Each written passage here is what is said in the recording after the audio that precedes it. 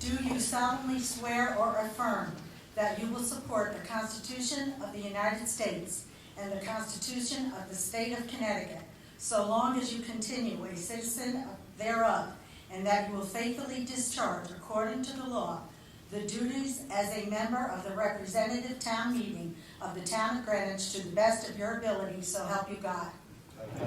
Congratulations.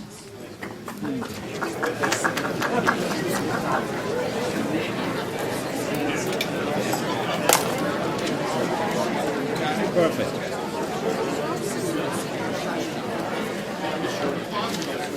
Any members of the district coming in late, please have to come up to the front of the room so they can be sworn in, so they can vote later on.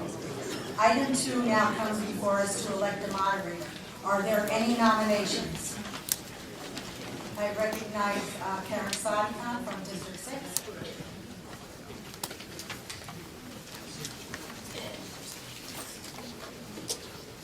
Good evening.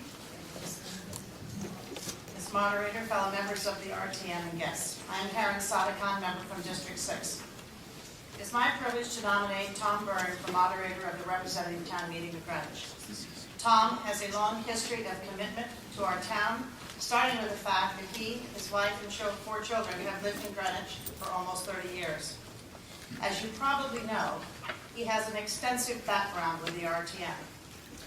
Tom has served on the RTM since the early 90s, including 9 terms as moderator. His past RTM experience also includes many years of service on the Education Committee, the Claims Committee, and as chair of District 6. I cannot think of anyone who is more qualified to serve as moderator of the RTM. Let me tell you why. Tom's background as a lawyer gives him an extensive understanding of legal issues, of parliamentary procedure, and of the RTM rules. He is a gifted leader who guides the body of the RTM's 230 outspoken members with skill and focus. He manages our meetings to everyone's benefit, handling challenging issues, maintaining meeting decorum, demonstrating flexibility, as the business of the RTM often presents multifaceted and complex issues that challenge us all. Tom's masterful understanding of town government also enables him to execute the powers of the RTM and to effectively deal with the Board of Selectmen and the Board of Estimate and Taxation on behalf of us on the RTM. Tom's integrity has been validated by the fact that he has been elected to 9 terms as moderator of the RTM. He's an excellent leader because he is fair. He listens. He honestly does what he thinks is best for the RTM. No one could serve 9 terms as moderator and be eager to serve a 10th term unless they were passionate about the governance of Greenwich. Tom considers it an honor and a privilege to serve us as moderator. For that, I think we are most fortunate. Therefore, I hereby nominate Tom Byrne for moderator of the RTM. I encourage you to join me in voting for Tom so that we may continue the strong and expert leadership that he offers us. Thank you. I second that. There is a second. Are there any other nominations? Move that be closed. I will entertain a motion that the nominations be closed. So moved. Is there a second? Second. All in favor? Aye. All opposed? Any abstentions? The motion is carried. Will the district chairs please mark their cards? We have to have a written vote.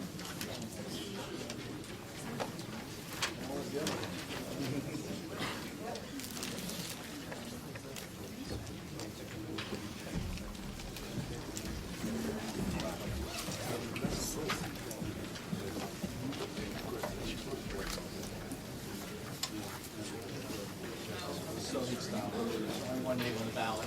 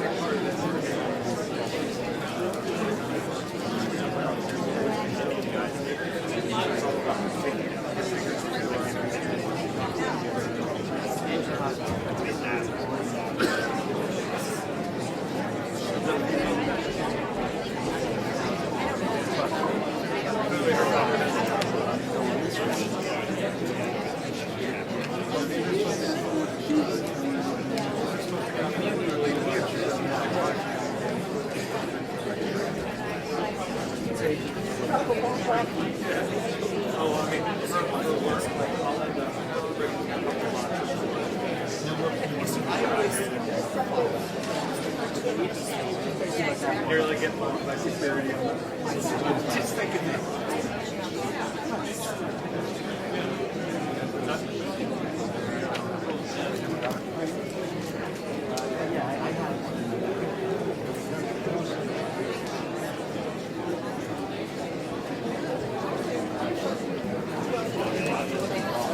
Down, down. That's hard for me.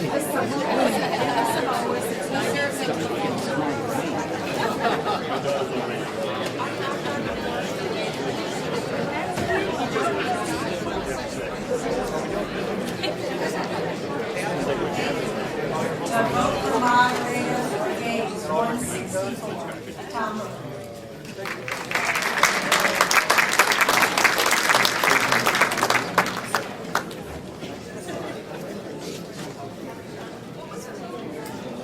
One six four.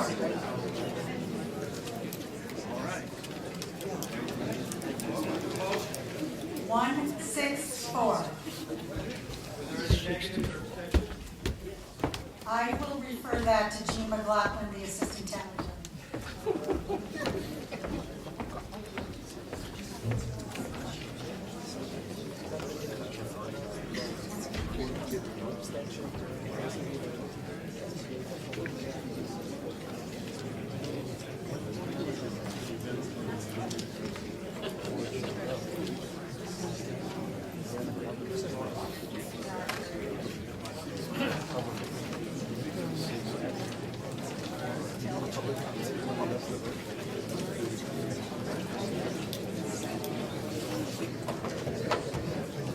Members of the representative town meeting, Eugene McLaughlin, Assistant Town Attorney. I received from the town clerk the results of the vote on this item. In favor of the nominated candidate, Mr. Byrne, 164 votes. There's also an abstentions were 7. I believe that's the town.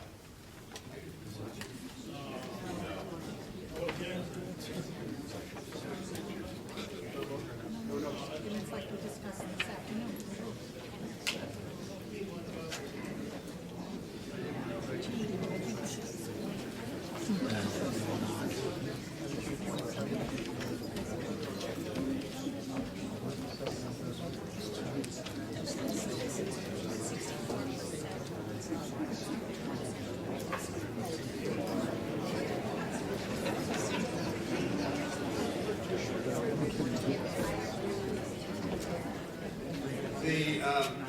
The vote in this case, what was counted in the abstentions were apparently votes that may not have been just an abstention, but a vote for possibly a write-in. Under the rules of the RTM, the nominations are required to be a nomination that is seconded. It has to be a record vote.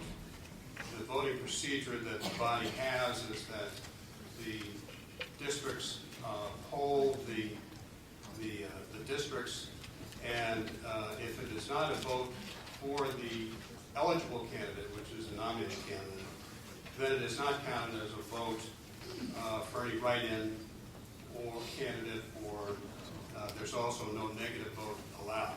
It's either a vote for a candidate or it does not count as a vote. So within the abstentions may be included abstentions or possible write-ins.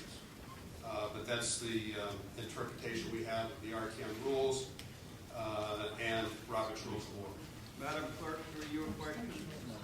Come on. To the town attorney, I'm still unclear. Is it possible for a member of this body with one candidate to abstain? Yeah. Fine. Yes, but So- there are no, you cannot vote no according to the rules. You cannot vote no? According to the rules. Wait a minute. I'm sorry, this is confusing. You have, as a member, you have the right to vote yes, no, or abstain for the one nomination. Is that correct? Yes, that's correct. Okay. And who is this other write-in? Is there a name? I don't know that there is a write-in. I'm told that in what may be included in the abstentions may have been a write-in. I'm not sure. Well, is there any name that has been on the cards, any of these cards, other than the nominee? That I don't know. You do not know. Wouldn't that be simple with 412 cards to find out? Well, the point is that I if don't there is, understand the fuss. well,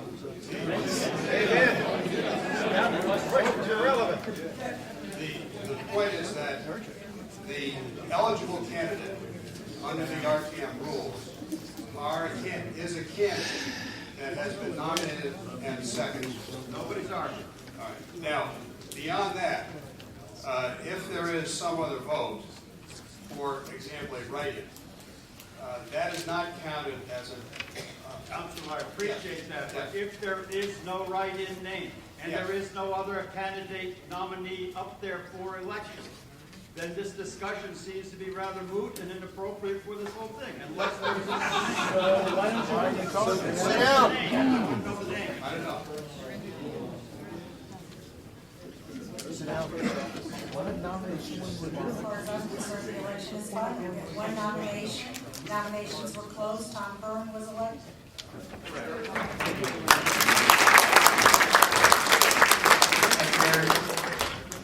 Thank you very much. Mrs. Butkins. And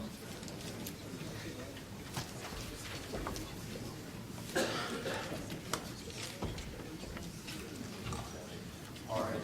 I want to assure everybody that it is indeed, I consider this an honor that you place your trust in me in the position of moderator. I want to thank Karen Sadekon for the kind words. Now, while there may have been some embellishment in what Karen said,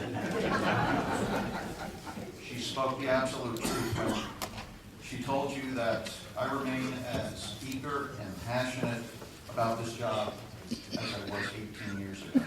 And I assure you I will bring all of my ability and interest in performing this job for you. So thank you very much.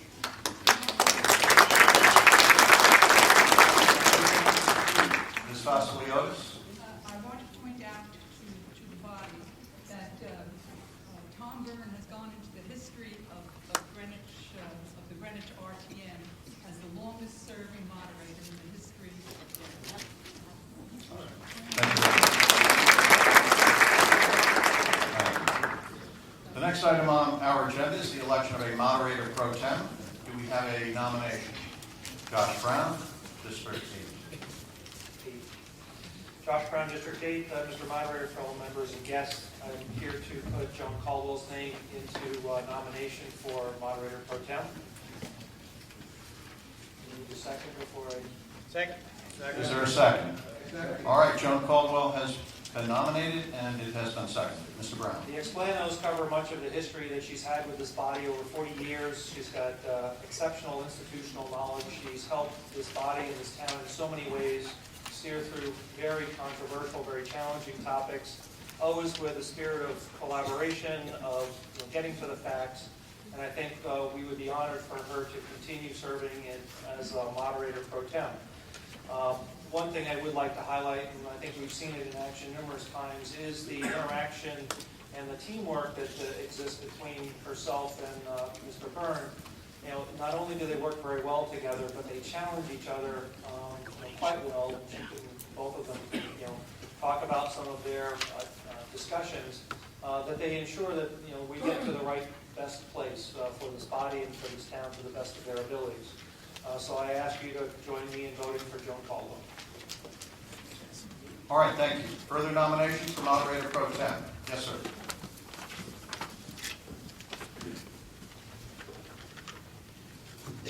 My name is Jason Auerbach, also from District 8, and I would like to nominate Christine Larson Edwards for moderator pro tem. Is there a second? It has been, Christine Edwards has been nominated and seconded. Continue, sir. Christine Larson Edwards has served for 6 terms on the RTM, all of which during which she has been on the Budget Overview Committee. Currently, she serves as Vice Chair. She knows Robert's Rules of Order. She has served as President of the Women's Council of Realtors in Connecticut. She is a member of District 8, and as we all know, she is ready and willing to speak on many and all of our issues. Despite being a Democrat and I a Republican, she has all of my support. But most importantly, I think that as members of the RTM, we should not be voting for our leaders without having them to hear them speak, without having them run unopposed. I think it is important that we understand why we are voting for each other and understand it fully, and I ask that they both speak and that we can vote for you. Thank you for your time. Thank you. Further nominations for moderator pro tem? Hearing none, I will close the nominations. We will now hear from the candidates. Christine Edwards, District 8.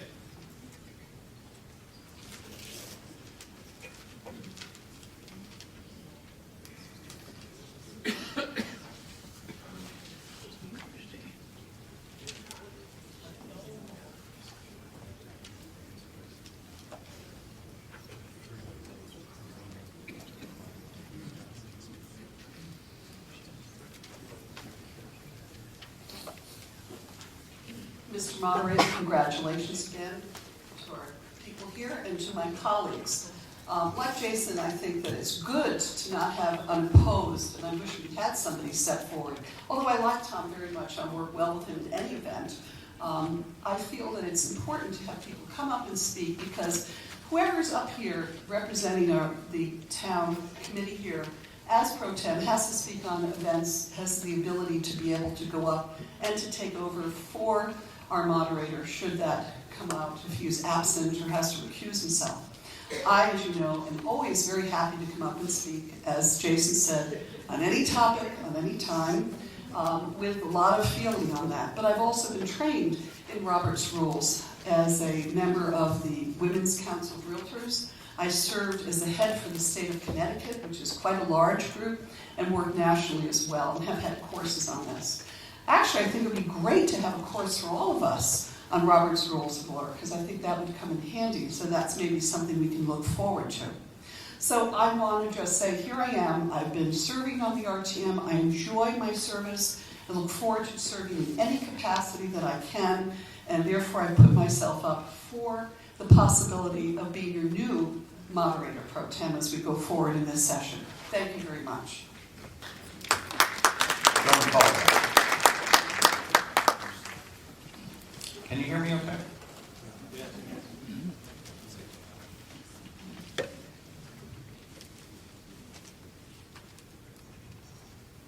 Mr. Moderator, members of town meeting.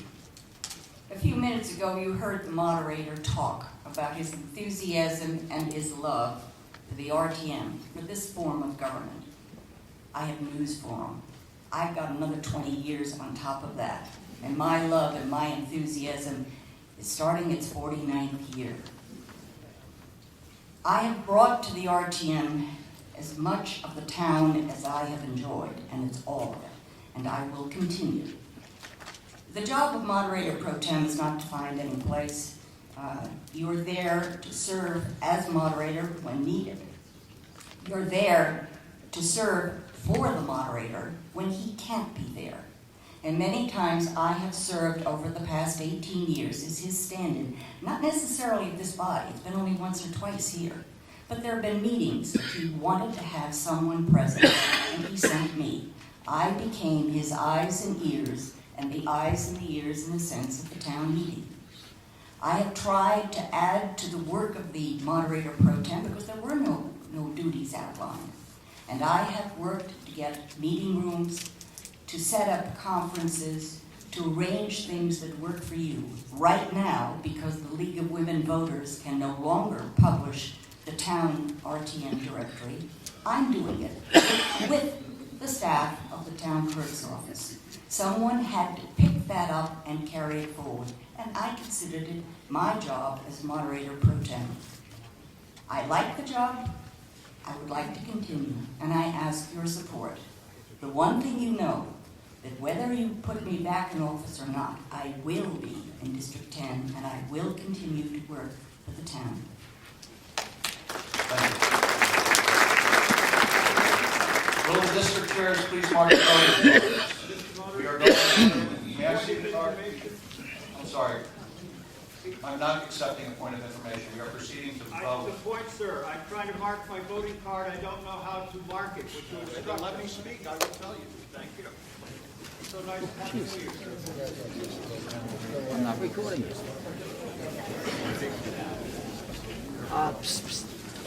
Could someone bring up a voting card for me, please?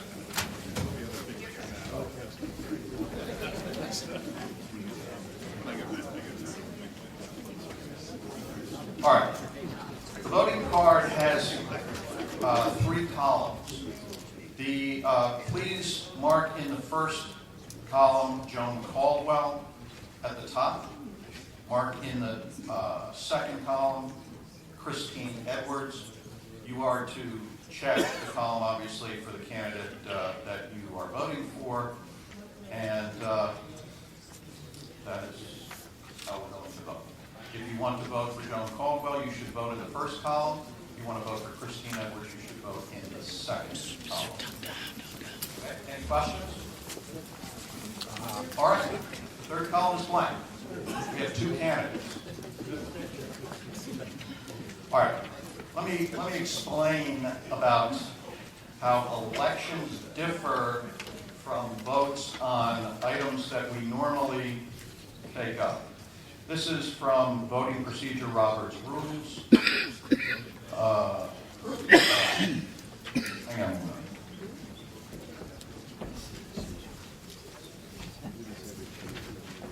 I'm carrying around like 3 editions. I pulled out the wrong edition.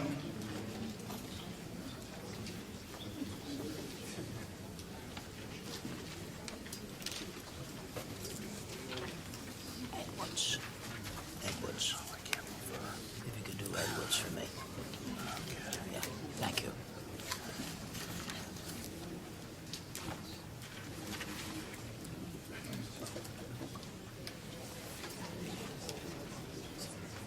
All right. Voting procedure, this is the current edition, 11th edition, on page 414. In elections, for and against spaces for boxes should not be used. They are applicable only with respect to votes on motions. In an election, a voter can vote against one candidate only by voting for another who has been nominated. Now, Robert's Rules goes on to say, or by writing in the name of another candidate. As Mr. McLaughlin explained to you, our rules are RTM rules, which take priority over Robert's Rules, which fills in the spaces that our rules don't cover. Requires the candidates for these two offices, moderator, moderator pro tem, be nominated and seconded. So any vote for other than these two names would be would not constitute a valid vote. So you can vote against a candidate by voting for another candidate, and the result will be announced as the number of votes for each candidate only. Is that clear? All right. I ask that the district chairs proceed to poll your delegation, and unless there's some objection, I'd like to try and multitask here. We have a tradition at our organizational meeting of having our committee and district chairs introduce themselves and their vice chair and secretary. So while we are voting, I will invite first our committee chairs to come up and introduce yourselves and your vice chair and secretary. And when we are done with that, we'll proceed with our district chairs. All right, we will begin with Doug Wells, chair of our Legislative and Rules Committee. Good evening, everybody. The Legislative Rules Committee voted me as chairman. Vice chairman is Kip Bergweiger, again from District 8. And in a contested election, we have a new secretary, John Lucarelli of District 10, as our secretary.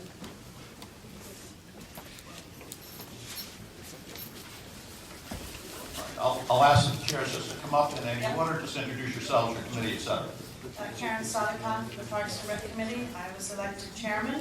Andrew Chapin from District 8 is vice chair, and Janet DeLuca from District 12 is secretary. Hi, good evening. My name is Alexis Bulgaris. I was re-elected chair. Bill Brambert from District 12 is our secretary.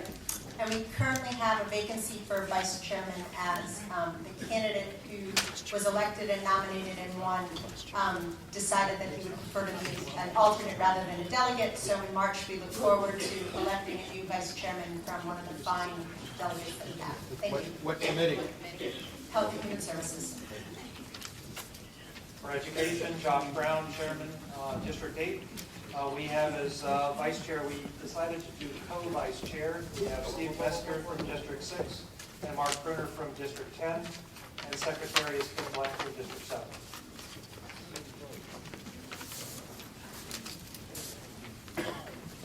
Appointments Committee, Candace Garthwaite, and our Vice Chair is Wilma Nasinovich, and our Secretary, Colleen Jenkins.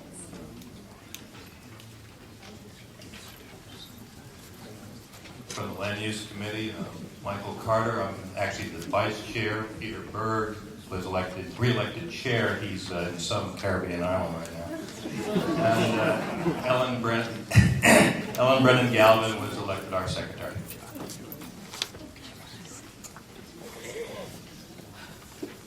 Good evening, Lucia Jansen. I was elected chair with a vote of 741. Christine Edwards from District 8 was elected vice chair with a vote of 750.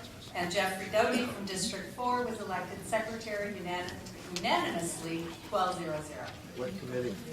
Oh, sorry, BOC. I thought I said that.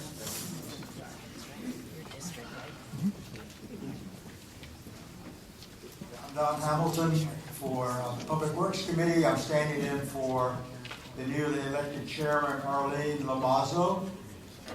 Yours truly was elected vice chairman. And we have a new secretary, Mr. Philip Dodson. I have the votes, but I don't think I'm required to give it. So that's it.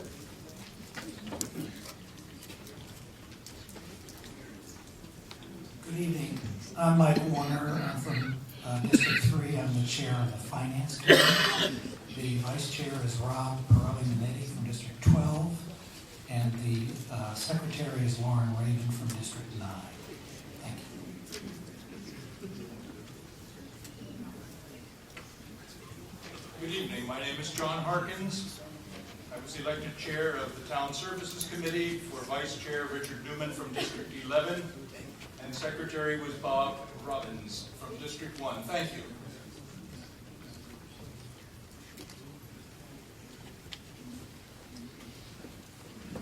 Hello, I'm Al Small from the Transportation Committee. I was elected chair, and Steve Warzola was elected vice chair. We postponed our vote for secretary, but have a volunteer lined up, so we're looking forward to our next meeting. Thank you. All right. I take it that completes the committee roster. All right, let's start with our districts. Who would like to begin? Dean Goss, chair of District 1. We elected, myself as chairman, Carl Carlson returning as our vice chairman, and Joan Patowski will be our secretary.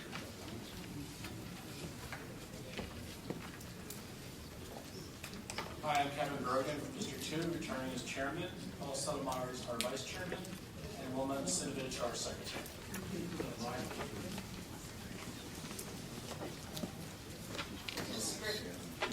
District 3, Tom Cornelius is our chairman, vice chair is Louise Davis, secretary is Kathy Doreen.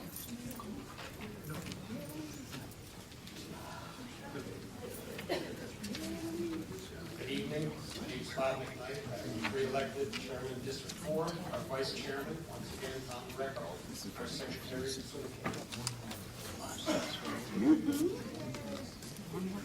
Good evening, I'm Lucy Krasnor, chairman of District 5. Our vice chair is Tom Broadhurst, and our secretary is Karen Osborne. Sir.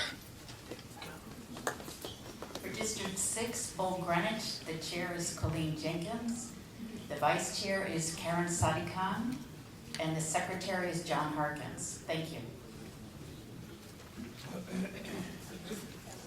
Good evening. I'm Valerie Stolford, chair of District 7. Vice chair is Bill Galvin, and secretary Mary Jacobson. Good evening. I'm Chris von Kaiserling, chair of District 8. Thank goodness. And my vice chair is Josh Brown, and my secretary is Debbie Burney. Thank you.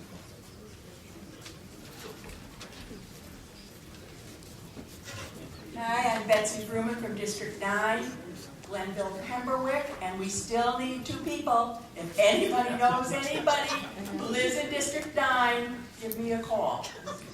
Okay, so I am the chairman. Stephen Warazoa is our vice chairman, and Lauren Rabin is our secretary. And we in District 9 are hoping for a kinder, gentler RTM in the 2014-15 term.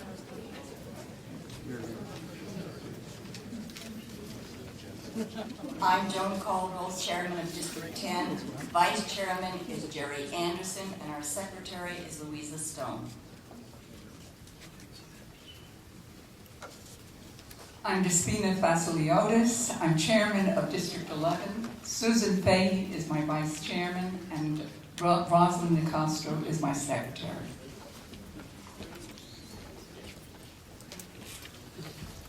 I'm Bob May, chair of District 12. Barbara Hinman is our vice chair, and Miriam Menon, our secretary.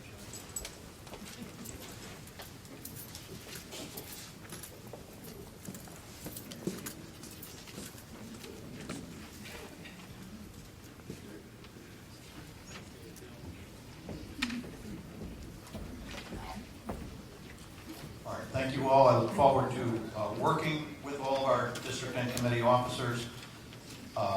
We will schedule a moderator, what we call moderators committee meeting. It's just an informal group of the RTM leadership sometime before our March meeting. So please be aware that I will be contacting you about I have the results of the vote for Moderator Pro Tem. Joan Caldwell, 124. Christine Edwards, 48. Congratulations, Joan Caldwell.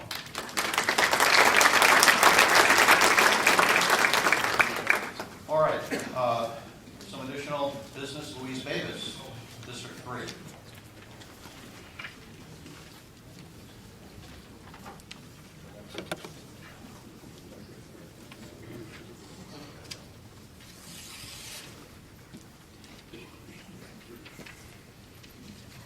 Hello.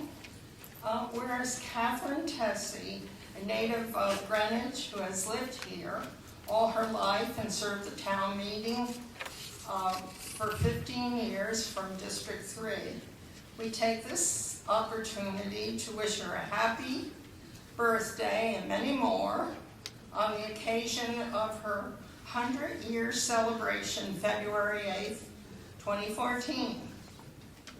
Mr. Moderator, I move this declaration be included in the minutes and a copy given to Catherine Tessie. All right, I think we can endorse that sentiment with a nice round of applause for Catherine Tessie.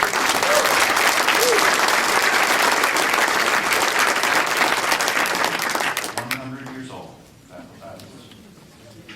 Thank you. Now, was there, before we get into the remaining call items, was there anyone else who had asked to be recognized? Yeah, I'm sorry, yes.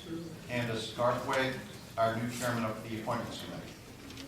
Good evening again. The Appointments Committee is seeking candidates for the RTM Claims Committee and the RTM Labor Contracts Committees. So please contact me, Candace Garthwaite, or your district chair people, or your delegate to the Appointments Committee if you are interested in being a candidate for one of those committees. Thank you. All right, I would like to, I'll invite Joan Caldwell. Did you want to speak about labor contracts? No. No. Is Mr. Detchen here? He is. Did he want to mention anything about labor contracts? I can't. Mr. Detchen, do you care to just describe the business of the Labor Contracts Committee? We're soliciting interested candidates. This is one of the special committees not formed by representatives from each district. We look for special expertise, but I'll leave it to Mr. Detchen to talk about labor contracts. Absolutely. I think the best way to describe what we do is to first describe what we don't do. And that is the Labor Contracts Committee does not negotiate the town's labor contracts. It cannot set the priorities for what should be negotiated in the town's labor contracts. Those are within the prerogative of the First Selectman and his representative, Al Cava, and also within the prerogative of the Board of Education and their negotiating team. What we do on the Labor Contracts Committee is we keep track of developments in labor negotiations, labor agreements on a governmental, municipal level. We speak regularly with Mr. Cava and with the Board of Education's negotiating team about what we believe the RTM feels should be the priorities for negotiating labor contracts, which are within their power to negotiate. And that's a give and take where we are at times able to influence them in terms of what we believe are the appropriate priorities that the RTM would embrace and those which the RTM might not be too enthusiastic about. And once they've negotiated a contract, we then review that contract in terms of whether we believe they have successfully accomplished the negotiating goals that they have told us that we have. Now, many of the discussions we have with the Board of Education negotiating team and with Mr. Cava are in fact in executive session because they're disclosing to us their planned negotiating tactics and planned negotiating strategy for the negotiations with the union. Nevertheless, after we have reviewed the results of the negotiated settlement they have achieved, we discuss that internally, and then we come to you with our analysis as to whether we believe it is an appropriate contract result for the RTM to approve, or whether it should be rejected. And we also endeavor to give you a sense of how the results that either the Board of Education or the First Selectman have achieved in those negotiations, how they fit up with negotiating results in other towns in Connecticut of comparable size and comparable size of labor force. The committee meets probably a dozen times a year. It depends to some degree on how many contracts come up in the course of a particular term. But there are some of those sessions, as I say, are executive sessions, some are public sessions. But that's essentially the scope of what we do. We are essentially a body that advises or consults with other bodies within the town government, in an effort to persuade them, cajole them, to move in a direction that we think the RTM would embrace. Thank you very much. I would like to briefly talk about the committee in two respects. One is to report on a recent development that I think will give a flavor for the work that the Claims Committee does. It is unique among all of our committees in that it is not advisory, as our committees are, with the exception of appointments, which actually does make nominations in certain cases, such as for these two special committees. But it sits in place of the RTM because it is approving funds for settlement of litigation. It involves privileged discussions with the town's lawyers, discussion of legal strategy, which would be inappropriate for a group of our size. And so the Charter has delegated the RTM power to this Claims Committee, which consists of 10 members. By rule, the moderator is the chair of the committee, and our Appointments Committee then nominates 9 other RTM members. And I do want to mention a recent case, which although is a particularly dramatic example of the work of the committee, it is nevertheless representative of the operation of that committee. The town of Greenwich was sued following a crash on I-95 where a driver ran into the Coscow Fire Police truck more than 7 years ago. He was protecting an accident scene there. The driver was paralyzed from the waist down. The exposure in the case was several $1 million. As the case drew closer to trial, the town was under considerable pressure from the court, the town's own insurers, and some of its own officials to settle the case. The settlement would have run $3 to $4 million. The underlying town boards that had jurisdiction authorized settlement, leaving the RTM in the person of the Claims Committee as the sole remaining hurdle for settlement. The Claims Committee had looked at this case inside and out over the several years of litigation. At the end, as the pressure to settle mounted, the Claims Committee met right before jury selection and less than 2 weeks ago after the plaintiff had rested his case. Alone among town boards considering settlement, your Claims Committee heard in person from the emergency responders who were present when the accident occurred, and from our fire chief. The committee concluded that the brave men involved did nothing wrong, and that it would be wrong to make such a substantial statement when, and I'll editorialize my own comments here, the town responders deserved medals for their action. The committee held firm. The jury on Friday returned a verdict in favor of the town. The committee's approach to this case, well, the congratulations belongs to our legal team and to the men who were on the scene and who acted appropriately and bravely. And so it is those individuals who deserve our congratulations. But I want you to get a flavor of what the Claims Committee is. The committee's approach is the same in every case. Decisions are not always unanimous. But that is what we do. And I thought you ought to know that. You haven't read anything about this in the media. The committee's actions saved the town $1 million. That was the self-insured retention. It saved our insurers several $1 million. They were willing, they wanted to settle and were pressuring the town to put up the $1 million retention. So if you like that kind of pressure and you have appropriate skills, we are looking at the members of that committee. First of all, I would like to acknowledge the members of the committee this past term. Lloyd Hull has been the vice chair of the committee during my entire tenure as chairman of the committee. Ed Manganello and Glenn Kenner of District 12, Ed Dodakis of District 1, John Schulman, Rick Marginoff, and Kip Bergweger of District 8, Jane Arnone and Bob Bierman of District 9. So I'm proud of the work that the committee has done, proud of those individuals. But as always, all seats are open, and anyone who would like to put their name forward for that committee should contact me or Candace Garfield. Thank you very much. First quarter, District 6. Thank you, Mr. Moderator. I'm here to give a very brief report on the status of the CIP committee and the budget process. Josh Brown and I are the two liaison representatives from the RTM. We have attended 2 meetings, which have been chaired by the first selectman.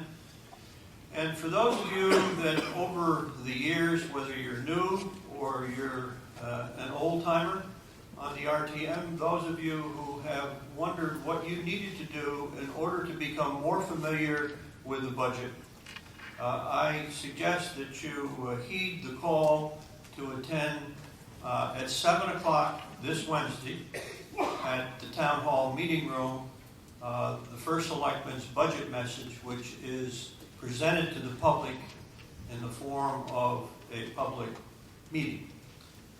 Here you'll get an opportunity to see what the big ticket items are.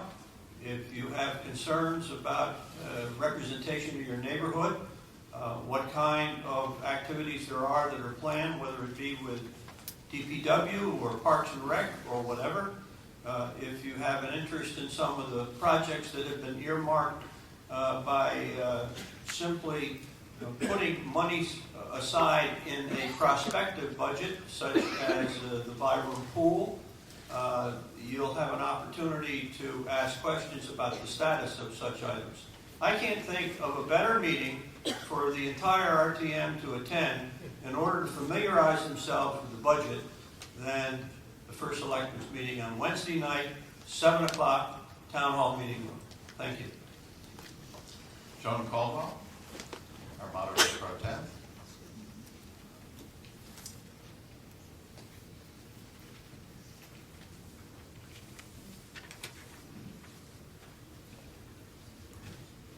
Mr. Moderator, members of town meeting, you've responded magnificently to our request for information for the RTM directory.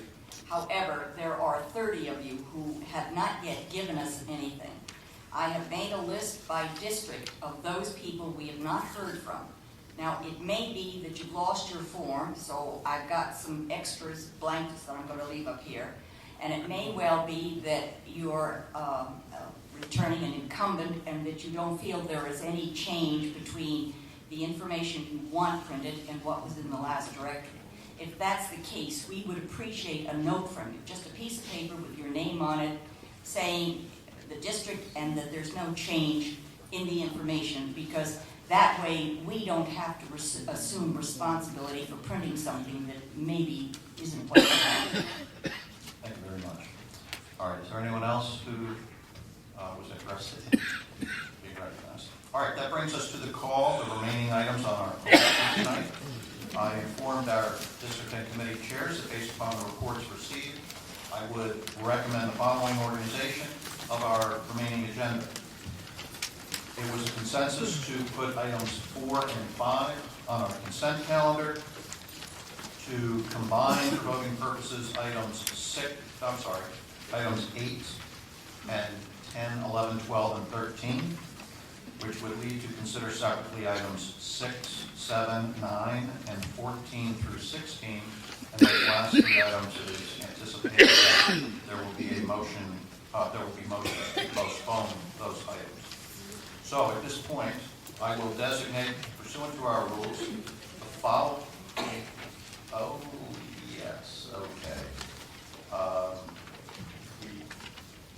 Before I do that, let's look at our minutes for the December meeting.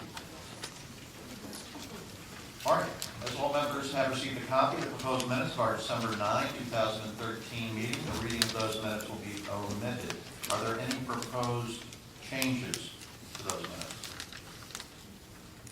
Hearing none, that's an objection. The minutes stand adopted upon unanimous consent.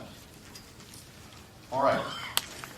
At this point, I will designate for our consent calendar the following items, and if they remain on our consent calendar, the only thing you will hear about these items is what I will say. As items on our consent calendar, we do not hear committee reports, nor do we have discussion on the items. So the first item to be placed is a resolution accepting a grant of $10,000 from Ruth and Hall Wanders Charitable Trust to supply storage space for the Greenwich High School Athletic Department.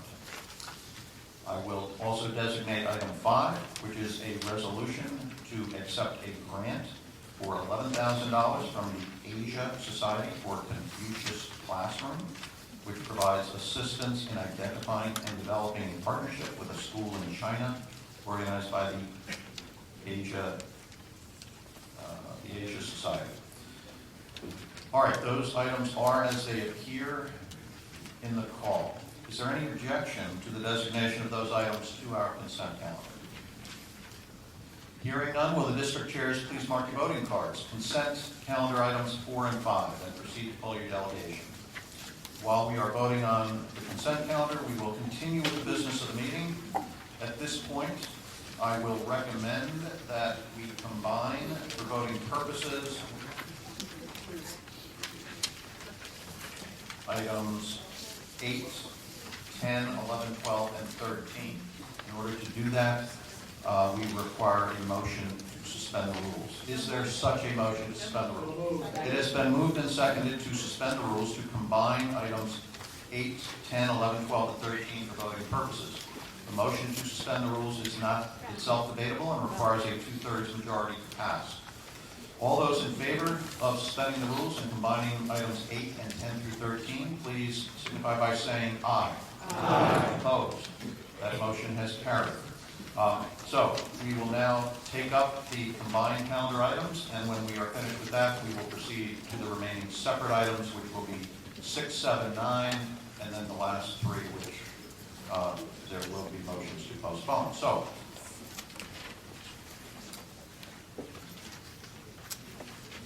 item 8 now comes before us.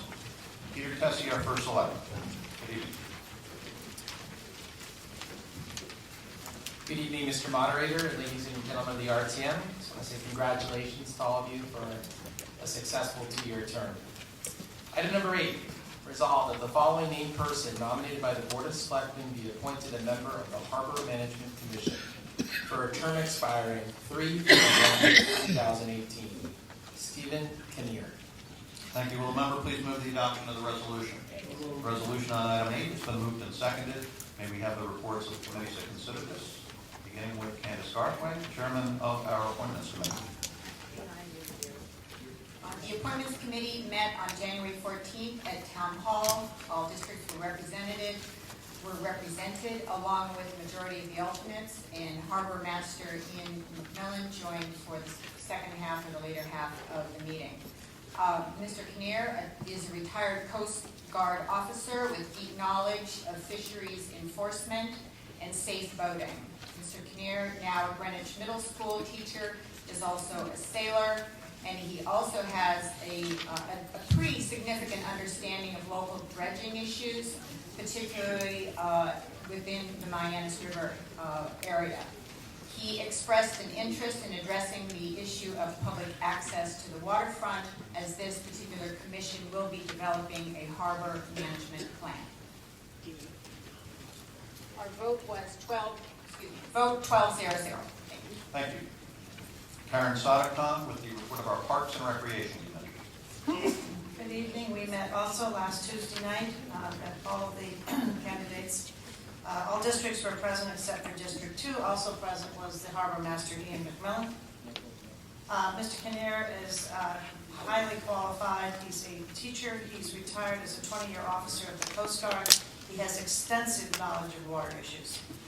He served on the Miami River Coalition, which looked at dredging issues some years ago.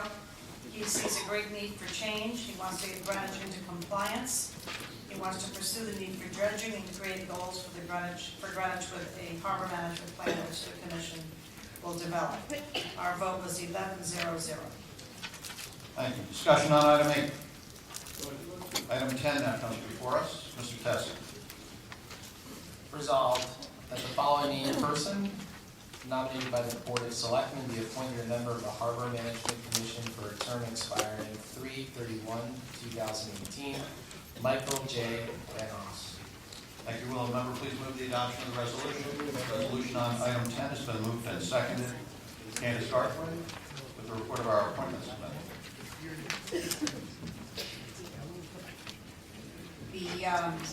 The vote on Michael Van Os for member of Harbor Management Commission was 12-0-0. 12-0-0. He is a 10-year resident of Greenwich, a man who has spent a fair amount of time on the water. He's also looking to volunteer in a meaningful way, and he enjoys working through complex problems with multiple stakeholders. This is a skill he has developed as a mechanical engineer, working on large-scale construction projects in New York State primarily. He is highly motivated to work with the other Harbor Commission members and to develop this plan, this very important plan, which is the reason that this commission is being formed. Thank you. Karen Sada-Khan with the report of our Parks and Recreation Committee. We interviewed Mr. Van Os, Michael, the same night. Our vote was 11-0-0. He was absent. Another excellent candidate. Grew up in Norwalk, has lived in Riverside for 10 years, is a boater with a wife and young daughter, wants to get involved in Greenwich, wants to volunteer and give back to the community. He said he's still learning about all the resources our community offers. Mechanical engineer by background, he's president of his company in New York. He brings skill as a project manager to Harbor, would bring skill as a project manager, to the Harbor Management Commission. He has read many other town harbor management plans. He feels the commission needs to identify what we have, get the lay of the land, educate themselves, and identify the urgent concerns, set the goals that are to be addressed, and prioritize them. And when it's done, track the progress. Again, vote was 11-0-0. Thank you. Discussion on item 10. Item 11 now comes before us. David Tyson, our selectman.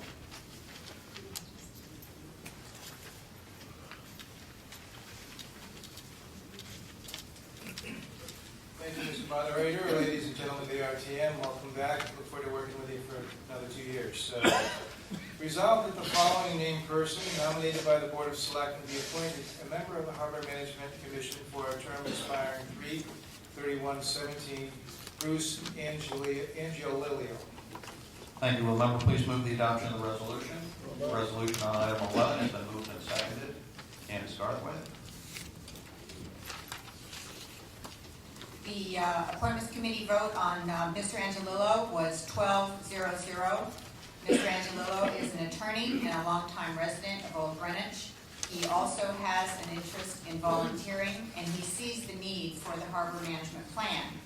He sees that this plan will be, in this plan it is necessary to clarify the role of the harbor master.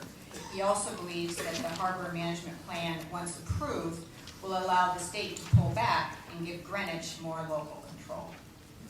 Thank you. Karen Sada-Khan.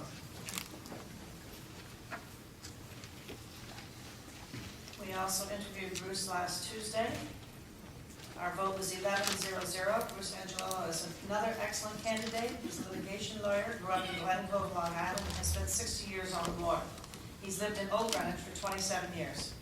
He made it clear to us he has no agenda. He wants to serve on the commission after observing the challenges given to the harbor master. He has a legal skill set that should be useful to help the town avoid issues. He wants the harbor management plan to bring the town into compliance with the state. Again, the vote was 11-0-0, District 2 absent. Thank you. Discussion on item 11. Item 12 now comes before us. David Tice, once again.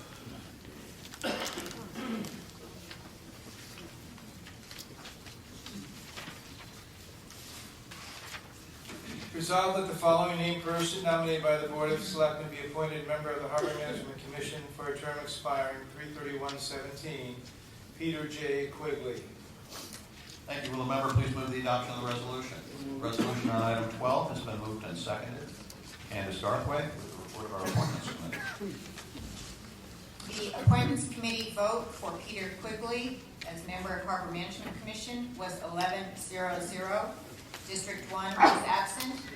Mr. Quigley, as you may know, was a 3-term member of the RTM and was the District 7 Land Use Committee delegate. Mr. Quigley has a passion and a commitment for addressing water issues across Greenwich. This includes pollution of the Long Island Sound and dredging concerns. He sees the need to connect the local plan of conservation and development with the harbor management plan and look at planning and zoning regulations with respect as to how upstream building affects downstream flooding, adding to pollution and silt accumulation. He believes in local control and good stewardship of our valuable local water resources. Mr. Quigley is a lifelong sailor. Karen Sadekon. We also interviewed Mr. Quigley last Tuesday. The vote was 11-0-0, District 2 absent. Another excellent candidate. He spent 40 years in the media publishing business, has a law degree with maritime law, served for 3 terms on the RTM from District 7 and was vice chair of the Land Use Committee. He wants to integrate the harbor management plan with the 2009 Plan of Conservation and Development. He considers the most important role of the Commission to be the safety of the harbors, environmental and water quality, issues of flooding from uplands into the Sound, and feels upland issues need to be addressed before dredging is attempted. He feels they should include the economic plan of access to public water, and feels Greenwich is currently somewhat disconnected from water issues. The vote again, 11-0-0. Thank you. Discussion on item 12. Item 13 now comes before us. Sri Marzullo, our selectman. Moderator, respected members, congratulations. Item number 13, resolved that the following named person nominated by the Board of Selectmen be appointed a member of the Harbor Management Commission for a term expiring 3/31/16, James Bonney. Will the member please move the adoption of the resolution? Resolution on item 13 has been moved and seconded. Candace Garthwaite. The Appointments Committee vote on James Bonney for member of Harbor Management Commission was 12-0-0. Currently, Mr. Bonney is the Greenwich Police Patrol Lieutenant, and he spent 3 years supervising the Greenwich Police Marine Section. He has extensive knowledge of the waters off of Greenwich, and in his words, he knows every rock and obstruction. He also has deep understanding of the complexity of federal, state, and local regulations. He feels that a harbor management plan is what the town needs, and he believes that some town ordinances will need to be changed once that plan is approved. Karen Sadekon. We interviewed Mr. Bonney last Tuesday. The vote was 11-0-0 with District 2 absent. Another excellent candidate.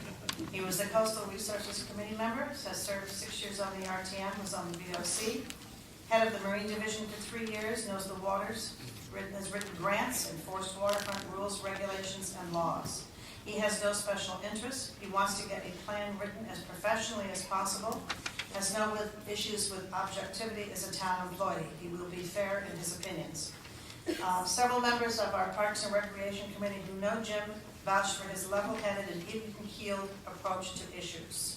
Again, the vote was 11-0-0. I know we have one more person that we'll take up separately, but just on behalf of my committee, I'd like to say that we found all these candidates to be outstanding. We appreciate how well they were vetted and fielded to us, and I think this is going to be a very, very effective harbor commission that we put together. Thank you. Discussion on item 13. Will the district chairs please mark your voting cards? Combined calendar items 8 and 10 through 13, and proceed to call your delegation. Right. I have not the result of the vote yet on the consent calendar items. Those were items 4 and 5. Those in favor, 173. Opposed, 2. Abstaining, 0. The combined calendar items have carried. All right, item 6 now comes before us. Peter Minarski. going to present that? Our town controller. Thank you, Mr. Moderator. Good evening. Pete Menarski, Controller, as the moderator said. Item number 6. Resolved that pursuant to Town Charter, Section 67, Home Rule Procedures, that Article 14, Retirement System, Section 208A, dealing with management of funds, be amended to read as follows: as requested by the Retirement Board and initiated for home rule action by the Board of Estimate and Taxation. All right, and it is the same as appears on the call. All right, will the member please move the adoption of the resolution? Resolution on item 6 has been moved and seconded. I will note at the beginning, as the call indicates, this is a proposed change to our charter, and it requires a vote of a majority of the entire membership, which would be 116 members. All right. Doug Wells, Chairman of our Legislative and Rules Committee. Mr. Moderator, ladies and gentlemen, we took up this matter on January 13 with all districts present. We were helped by Assistant Town Attorney Eugene McLaughlin of the Law Department, Larry Simon, the Trustee of the Retirement Board, and Peter Menarski, Comptroller. This request to make a substantive change to the restrictions governing the Retirement Board's investment of retirement funds was initiated by the BET. The BET voted unanimously in favor of this proposed charter change. In order to pass this home rule charter change, it requires, as Mr. Burgess pointed out, approval by the majority of the entire membership, not just those present and voting tonight. Attorney McLaughlin pointed out that and provided us with a statutory background and historical perspective on this resolution. Section 208A of the charter was created by special act of the Connecticut legislature, and the restrictive language in Section 208A, consisting of the last 7 lines of that section, has been in place since 1945. Another section of the charter, Section 213, allows the BET and the Retirement Board to make procedural changes in the investment choices without obtaining the permission of the RTM. However, in this case, the BET felt that deletion of the restrictive language at the end of Section 208A was substantive enough that the BET thought it appropriate that it come to the RTM for our consideration. While the percentage of investment has changed over the years, this proposed change is substantive because it is removing the investment restriction altogether. While this has been initiated by the BET, it is bringing this matter to us because of a request from the Retirement Board. Because of the complexity of investments has changed so dramatically since 1945, including how banks and insurance companies can invest, the Retirement Board trustees feel it is impossible to make investments without running afoul of these restrictions. We heard from Larry Simon, trustee of the Retirement Board. Mr. Simon pointed out that Greenwich is the only municipality in the state of Connecticut that is subject to these investment restrictions. Mr. Simon stated it is hard to comply with these restrictions since we presently have 28 different investment positions to consider.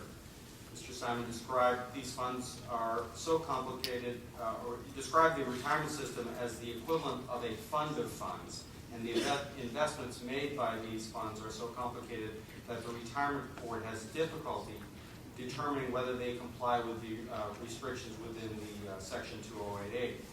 Mr. Simon explained further that the Retirement Board wants to be in a position to be nimble when changing its investment strategies without having to be concerned about whether it's in violation of these regulations.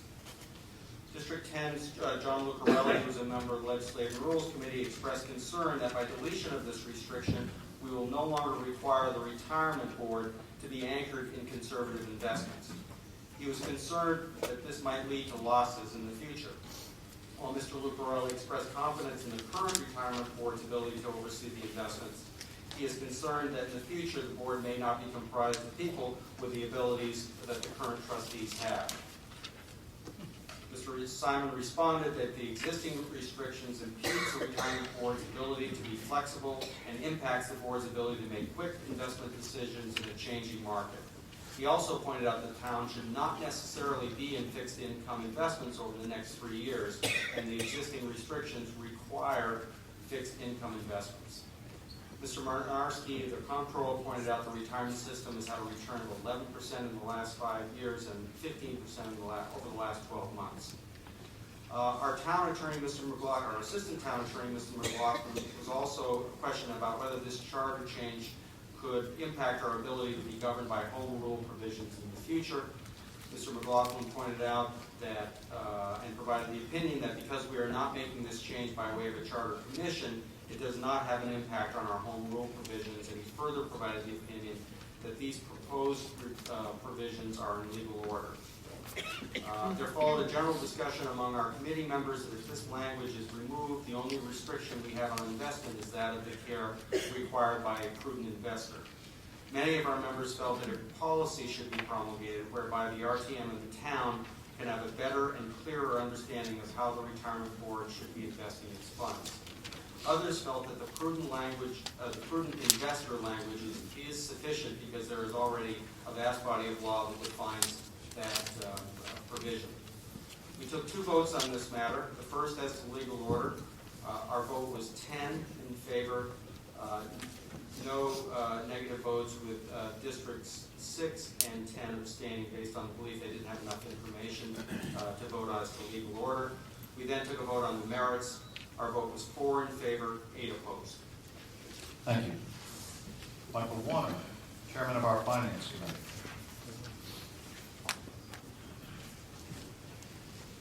Good evening, fellow members. I promise not to revisit all that you've heard. That was a thorough and complete rendition of much of what we heard at our meeting on Monday the 13th. The Finance Committee is populated with a number of people who work in the financial field, and our questions and issues had to do with financial issues, not so much legal and charter issues. Fundamentally, I will not recount what Mr. Simon said. He said pretty much the same thing at our meeting with respect to not knowing if he's in compliance with the pension fund, because funds within the pension fund may change their asset distribution, and he may be out of compliance. With us, in addition, Mr. Simon was the Peter Minarski Town Controller.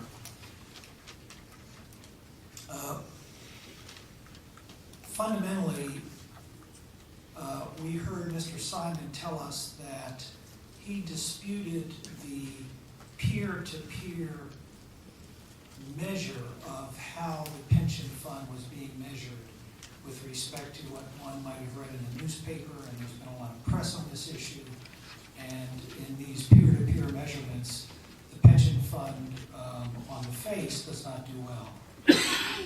He, Mr. Simon, I think, did a thorough job of relating how for certain technical reasons, this peer-to-peer ranking of how our pension fund is doing was not valid. And he made some convincing points on that matter. He also later on commented that in recent years, as we just heard, the pension fund is doing much, much better, even in a peer-to-peer relationship. What we found in our discussion of this item was a high level of skepticism about how the pension fund is measured. If it's not measured correctly in a peer-to-peer measure that's currently used, what measure should be used? There was also a number of questions and items. We had a thorough number of questions that we didn't feel added clarity to this issue in terms of what is the structure that would tell the RTM members and tell us on the Finance Committee that there's a framework within which the pension committee is operating that would give everyone a level of comfort that these investments are meeting the targets that are defined.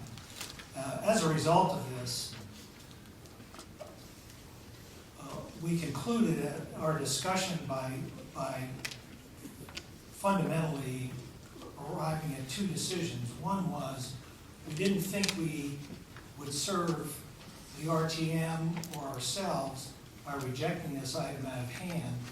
We think, so as a result, what we did was your Finance Committee voted to refer this item to a retirement board subcommittee chaired by our Vice Chair, Rob Pirelli-Minetti, to look at these issues in more detail, try and obtain more clarity that over the next month or two, perhaps by the March or April meeting, we can come back to you with clear, a better understanding of what is proposed here, and we can do a better job of informing you what this means to us, and we can come back with a better understanding of what these issues are. They certainly are complex, and we think it deserves more work. So Mr. Pirelli Minetti has been tasked to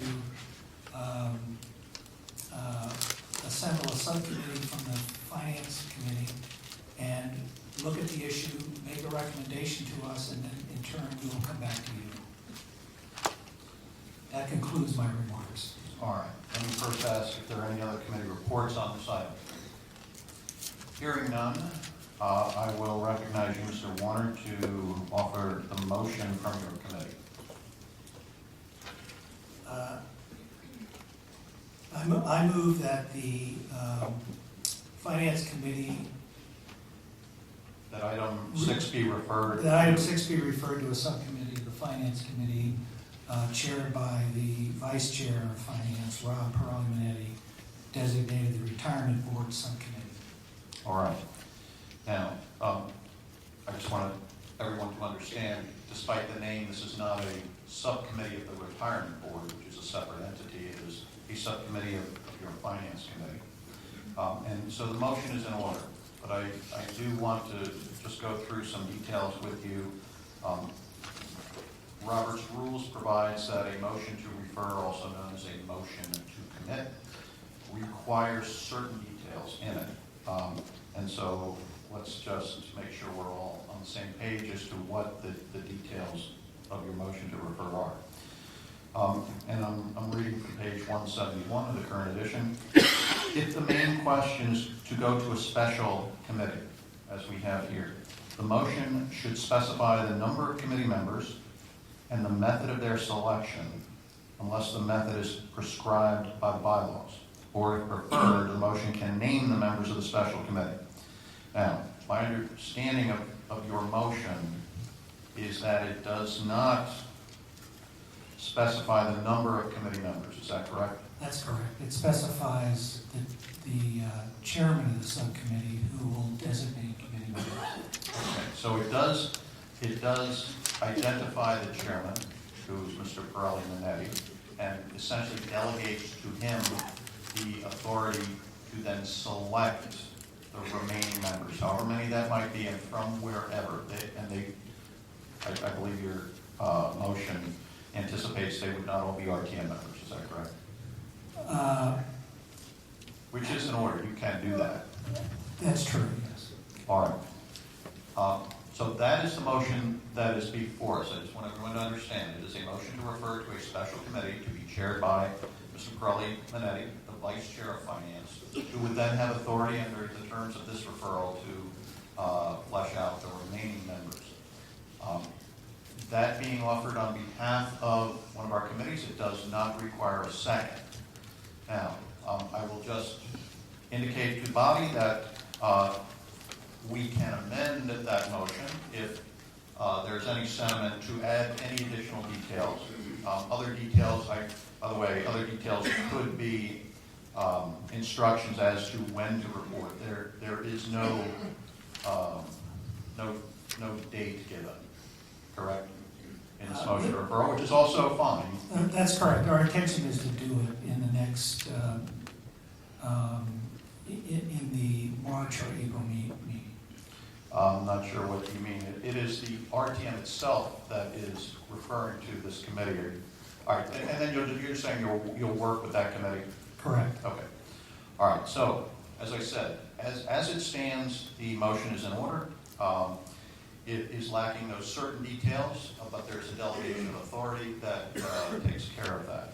So any member could move to amend if desired, or we can approve it or vote on it as presented. So I will now call for discussion on the Finance Committee motion to refer item 6 to this special committee? Question. Lucy Krasner, District 5.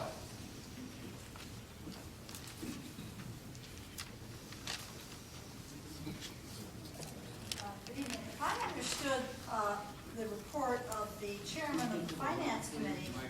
Can you pull that microphone down? Sorry, is that a little bit better?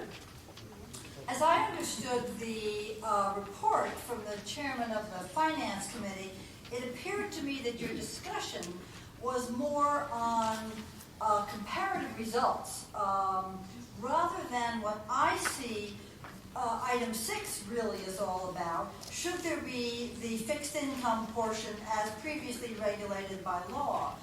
And I'm not at all clear that that's something that your committee is going to discuss. You didn't mention it, and to me, we could discuss tonight whether or not we felt that this restriction should be in use rather than just the prudent man investment, which I think is an entirely separate area than discussing the rate of return compared to other pension funds. So I would not be in favor of referring it to this committee, which I think has a focus that is not really related to the item in front of us. Further discussion on the motion to refer. Mr. Charlie Minetti.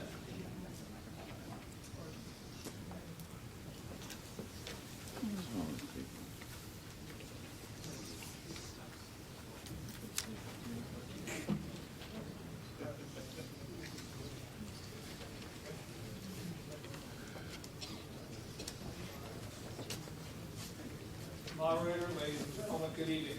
I'd like to speak to Lucy's point, and I can understand from the report that our discussion within finance spent a lot of time with people asking questions about performance issues.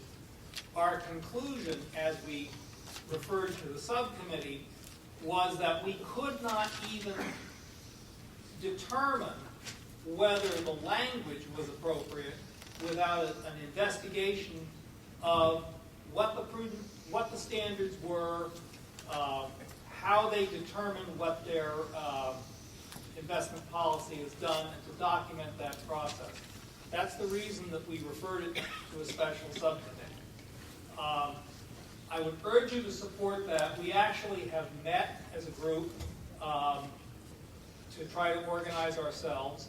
We've had John Chadwick and Larry Simon from the Retirement Board participating, and we've had Sean Goldrick from BET was in attendance, a number of members of the Finance Committee and alternates, all of whom are very experienced in the area, and we have taken our charter as to understand the standards and the situation in order to determine the appropriate language. And we've already got people working with the Finance Board to understand exactly what their investment allocation process is and to document that process, to provide us with further details with respect to and to understand just what the various prudent man, prudent investor standards mean and are, and how the statutes apply, and others who are going to explain to our subcommittee and thus ultimately to the entire RTM the manner, the meaning of a number of these risk measures and how these things work.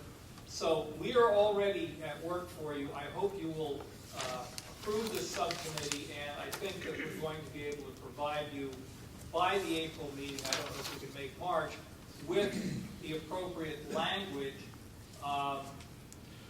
changes that will, and with enough education to the RTM, so you'll be able to understand what you are in fact voting for.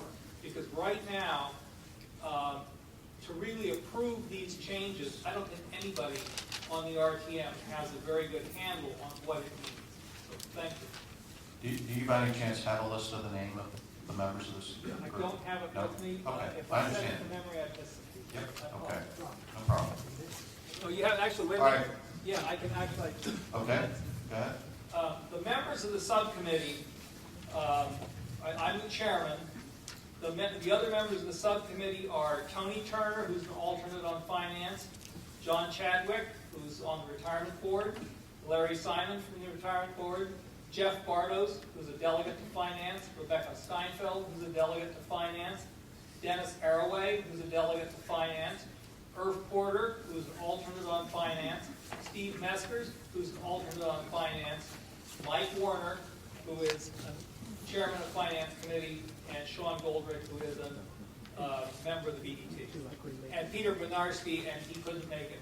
But, I mean, this is a very cooperative committee. Our purpose is educational and to help the retirement board have the flexibility with appropriate guardianship for the town's finances. All right, thank you. Further discussion on the motion to refer.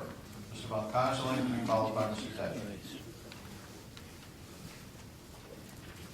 Ladies and gentlemen, as we know, nothing in legislation is perfect.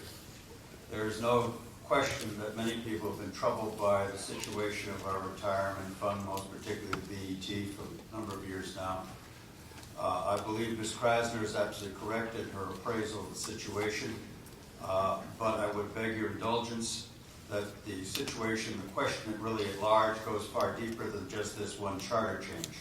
Since charter changes are something that can be taken with very great consideration, since there is no particular rush in having to make this charter change for the relief that it will give the retirement fund, we have the chance for once not to have a gunner to our head, to proceed slowly and with some probity and wisdom in this thought. I would ask you to support this motion to refer to this committee. I would hope that this committee would do some deep digging and give some information and issue a white paper report to us so that we all have a clear understanding of what this retirement fund creature that we hear about really is, what are its restrictions, what are its potentials, and how it can operate for us so that the rest of us normal citizen governors can clearly understand what's at our feet. So I'd ask you please to approve this referral. David Detchen, District 10. Having listened to this discussion so far, I am still a little bit confused. Why do you sit over here? Subcommittee may make sense, but I think one of the things that's not yet quite clear to me, and maybe it will work itself out in the course of the subcommittee's action, is whether they're interested in trying to define more precisely what is a prudent investor, or what the standard of a prudent investor is. The fact is, you could have a good investment advisor and you could have a dreadful investment advisor with horrible results, and yet they both could be prudent investors within that standard. And I think the committee or subcommittee will need to deal with the issue of whether they're trying to be more precise about what is prudent investment or what is good prudent investment, and I would suggest that the latter may be a little bit of micromanagement. Thank you. Further discussion on the motion to refer? Yes.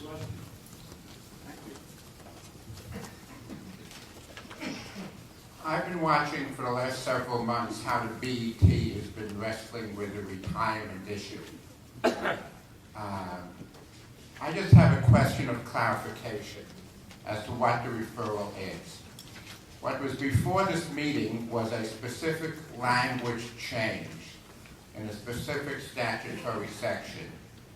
It now appears, and somebody can clarify for me, that it's now expanding in some sense. So I think, and I'm a little confused, although I do understand because I've been watching this, exactly what. And my question is there any way we can have a writing before us, before we refer it to the committee, that we can actually tell us what this referral is? Because it started out as just a language of this resolution, and other people have apparently want to expand it. So before I vote, I would like to understand exactly what I'm voting on. I'm not against referring it. Mr. Schneider. Yes. The motion is to refer item 6 to a subcommittee. There are no specific instructions. So the entire item 6 will go to this group if we were to approve it tonight, and they will bring it back to us at a future date in a form that they believe appropriate. Okay, I thought I heard that the subcommittee wanted to expand its purview. If it's limited to item 6, fine. Well, what they do with it is not spelled out in the referral. This is just a referral to the committee, and they will do what they believe appropriate and bring it back to us. Further discussion on a motion to refer. For order, District 6.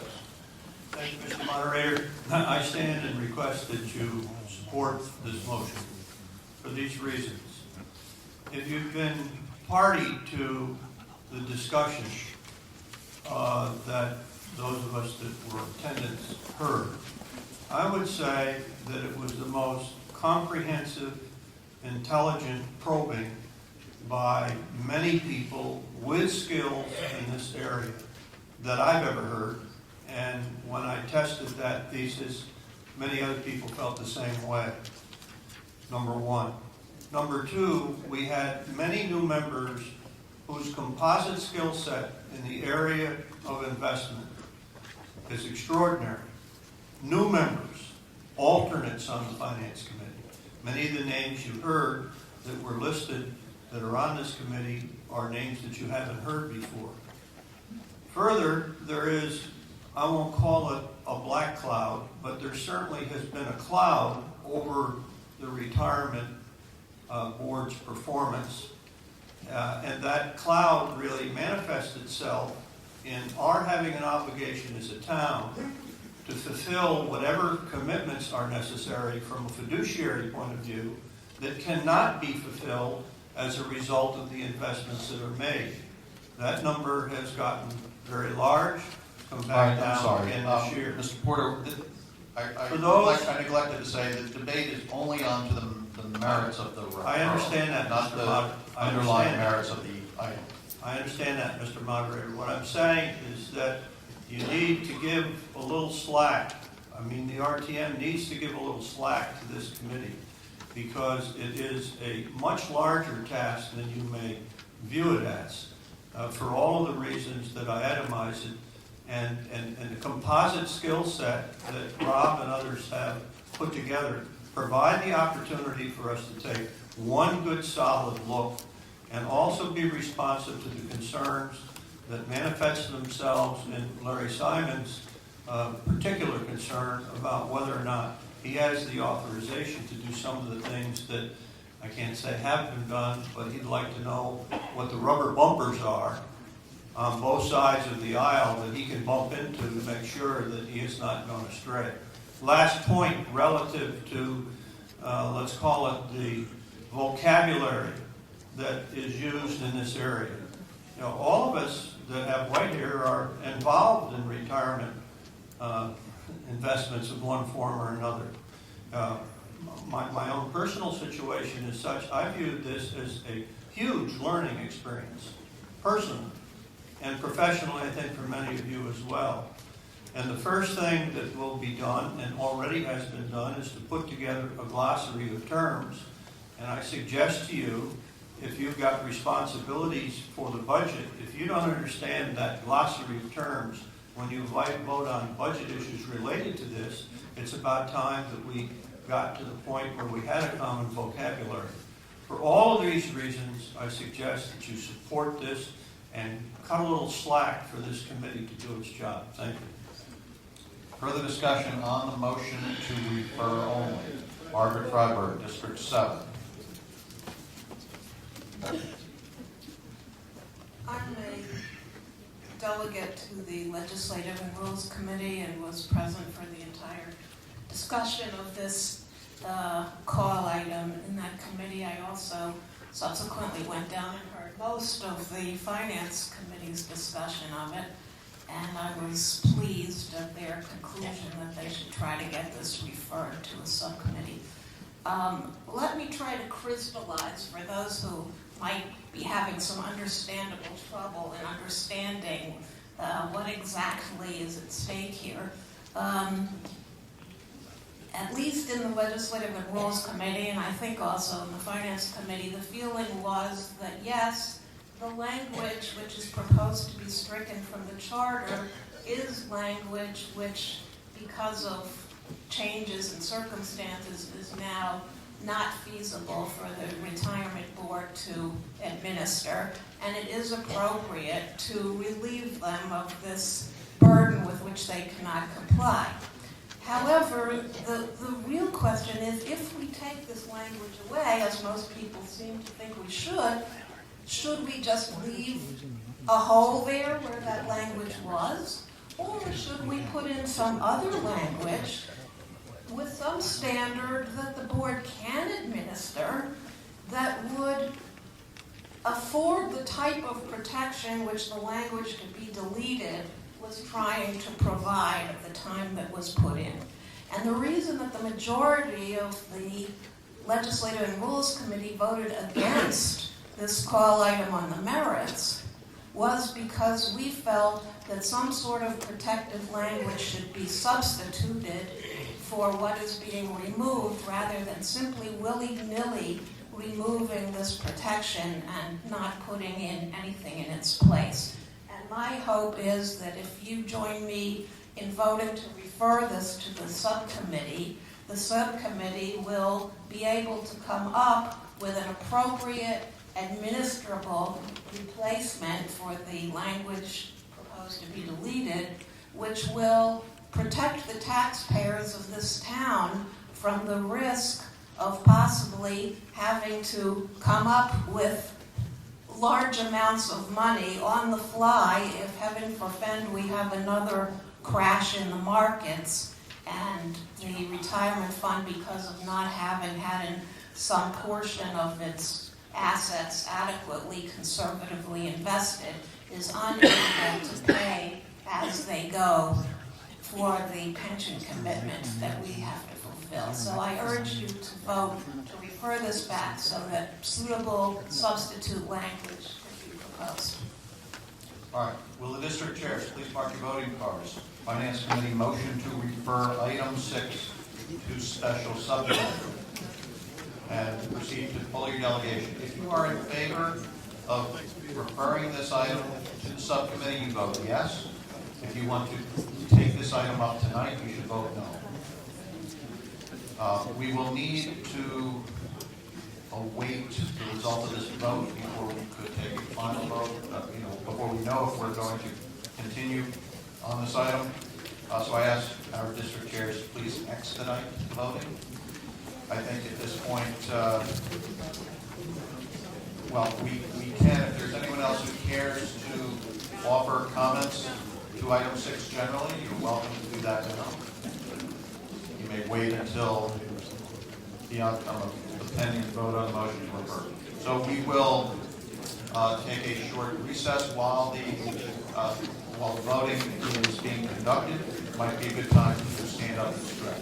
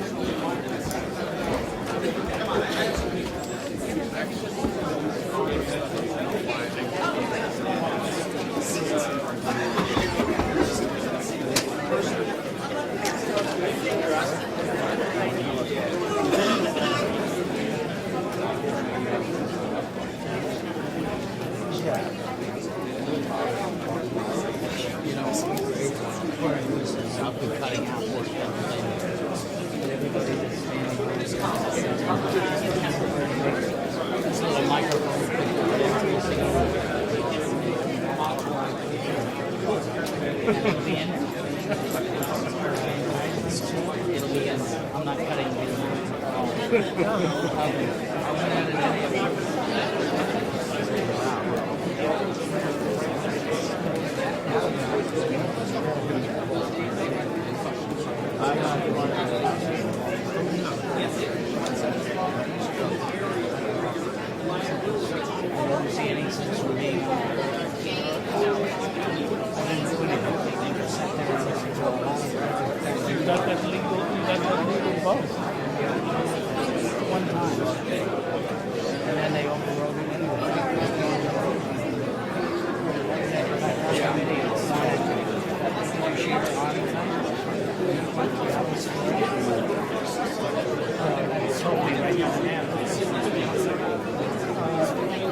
That's what we share.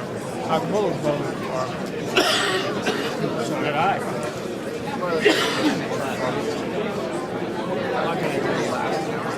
But I don't care what some of these other guys say. I vote what I think is right, and that's all there is to it. And if somebody has a different opinion on that, I might tell them to drop dead. I do.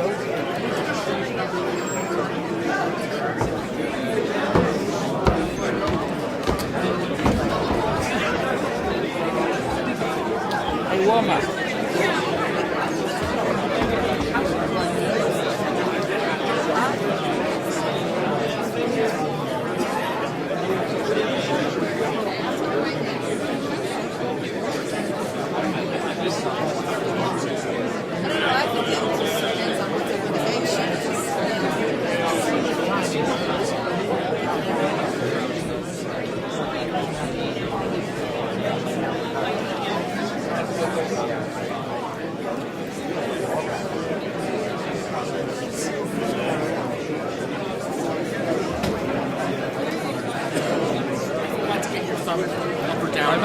Oh yeah, no, you're gonna go up. Yeah, I thought so, but I didn't. Yeah, I mean, I didn't check. Oh no, definitely. I just want to. I want to make sure that. Thank you. I appreciate it. Oh, at 1:44 into this, they took a break, so you're gonna have to cut it at 1:44 in the timing.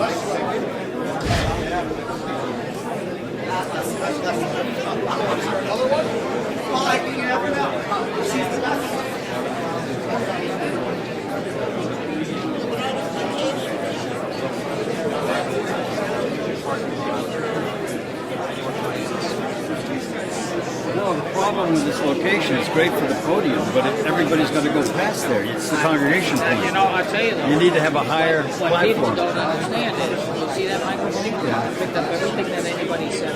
Well, that's why it shouldn't And be it's in here. here. That's why it shouldn't be here. You're not gonna edit it. I'm saying that's not our fault. That's your position. Your position's wrong. For the party, it's great for your shot. It's wrong for the location. It interferes. You're not supposed to interfere. It should be higher up, coming down. Not interfering with you. Or it should, yes, it is. Everything's being said on this. You get all upset when people walk in front of it. You're giving me all kinds of crap. You know, you got to put it up high or somewhere else. But here, it's right in the traffic pattern, and you can't complain about it. What? You can't do anything? Why? Guys, tell me where to put it. Who told you? Powers to be. Who's the powers that be? Paul. I'll talk to Paul.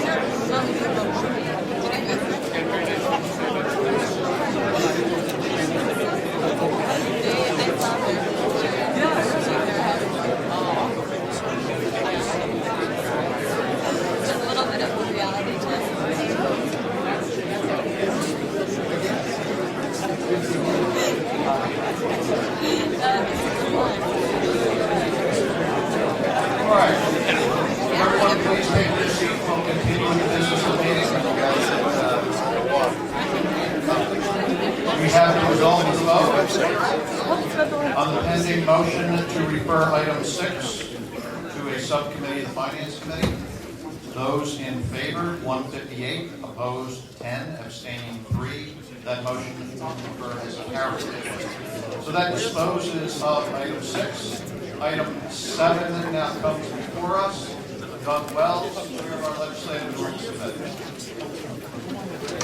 Mr. Moderator, ladies and gentlemen, resolved, this is a resolution requested by the moderator, resolved that the regular meeting dates for the 2014-2015 term shall be as set forth below, and those dates shall preempt any provisions of the RTM rules that may be in conflict for the 2014-2015 term, and the balance of the resolution is as it appears in the call. Thank you. Will the member please move the adoption of the resolution? Resolution on item 7 has been moved and seconded. Ms. Wells, with the report of the Legislative and Rules Committee. This resolution requested by the moderator provides the RTM with the opportunity to approve a schedule of meetings that will account for the religious holidays so that all RTM members can attend our meetings. The one change reflected in this resolution that is different than the schedule in our rules is for the April 2014 meeting, which suggests a date of Wednesday, April 16th. Our committee took this matter up on January 13. No vote was taken as to legal order because it's clear that the RTM can make its own rules and set its own meeting dates. There was very little discussion about this resolution except to say that it is a good idea to do this on a biennial basis so that everybody can check their schedules. Our vote on the merits was 12-0. Thank you. Josh Brown with the report of our Education Committee, and I invite any committee that took this up, any committee chair, to please come forward. Mr. Brown. Mr. Moderator, all members and guests, the Education Committee took this item up last week ago Monday. It was much as Mr. Wells had indicated was covered in his discussions. We focused in on the April meeting time as that being in the smack dab in the middle of a school vacation period. Recognizing the agenda for the April meeting tends to be fairly light, we are conducting the business of the town, and it's somewhat disingenuous to be doing that when there are a good number of residents, interested parties that have made travel plans and are not around. So at the appropriate time, Mr. Moderator, the Education Committee will be making the motion to amend the date for April from the 16th to April 7th, move it up a week, so it does not conflict with the school vacation calendar. That motion from the Education Committee was 12-0-0. As it was amended, our committee voted 12-0-0. Thank you. Karen Sadekon with the report of our Parks and Recreation Committee. Good evening. We voted on it as it was presented, 11-0-0 with no discussion. District 2 was absent. Thank you. Candace Garthwaite with the Appointments Committee report. Appointments voted with no changes. The vote was 11-0-0 with District 1 absent. Thank you.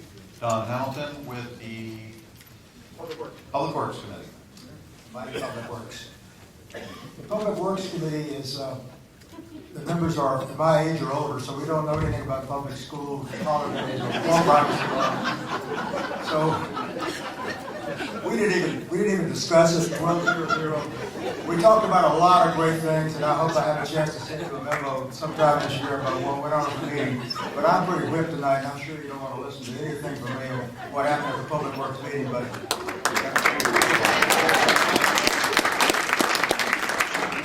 John Harkins with our Town Services report. Thank you. Our committee met and passed the motion on 12-0-0 with discussion. We talked about whether it should be a biennial or an annual kind of review of this process, but in the end we decided to go along with the motion as it was presented. Thank you.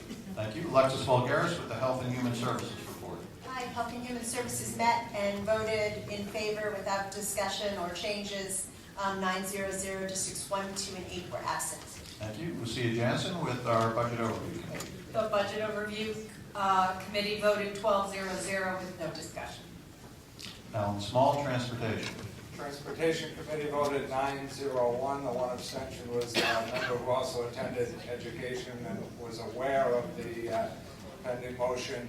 but we discussed the item as it was presented in the call. Thank you. Michael Carter with the land use report. Land use ticket up 1200, no discussion. Thank you. Mr. Brown. Mr. Moderator. I'm sorry, Mr. Warner, did you want to give your report? Yeah. Michael Warner with Finance Committee report. Finance took this matter up and approved it 1200. Thank you.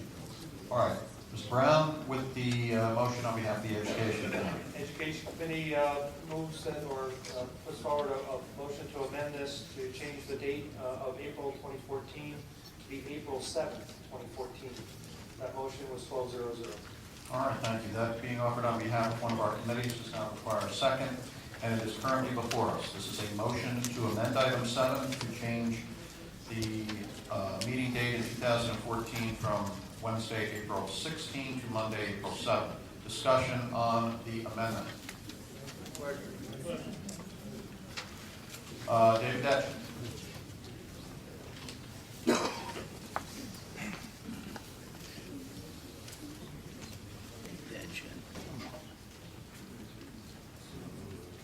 Once I get the schedule, I usually start planning around those dates, and I've already started doing that with regard to the original schedule. Having heard all of They cannot hear you. having gotten the original schedule, I had already started planning around the date that had been previously indicated.